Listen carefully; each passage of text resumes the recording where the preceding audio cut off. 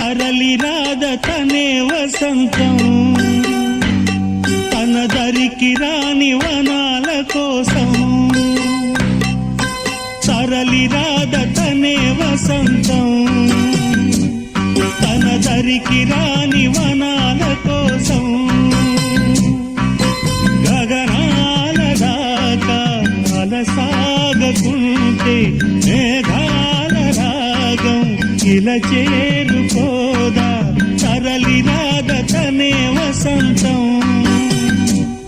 తన దరికి రాని వనాల కోసం